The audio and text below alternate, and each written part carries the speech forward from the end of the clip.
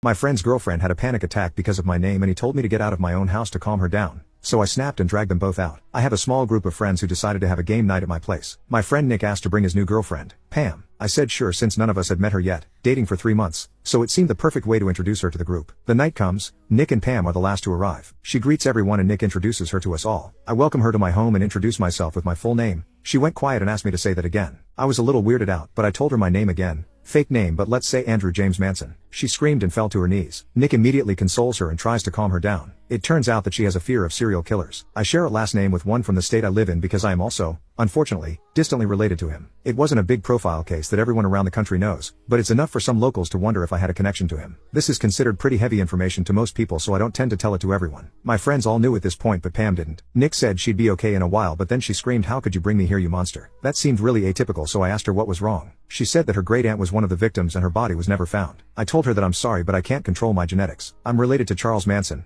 Again, not the real name, but that doesn't mean I'm gonna delete anyone like he did. Then she screamed for me to get out and Nick told me to leave until she calms down. I snapped and that this is my house, so you should leave. He said to be reasonable and understanding cause this is a hard thing for Pam to come down from. But here's where I may be the a-hole. I grabbed my keys from the kitchen and when I went by the living room I heard Pam say, "I can't believe you brought me to a murderer's house." So I snapped. I shouted at her that she has a lot of nerve acting this way the first time we meet her, and how dare she demand that I leave my home and call me a murderer. I grabbed her and Nick's things, threw them at them and demanded they leave right now. Pam wouldn't stop screaming and crying and Nick asked me to be reasonable. I told him to F off if he's okay with his girlfriend insulting me like this. After I kicked them out, our other friends began arguing about how I could be such a dick to someone having a panic attack. The others defended me and think that Pam was out of line and Nick didn't do a damn thing to defend his friend against his girlfriend of 3 months. That it's her own fault for being overly dramatic and demanding just because of a panic attack and Nick is only enabling her. Nick has demanded an apology for Pam and him and I told them both it ain't gonna happen after the way she disrespected me. The petty part of me started calling my place the murder house in the group chat with my friends on my side. I think it's gonna stick.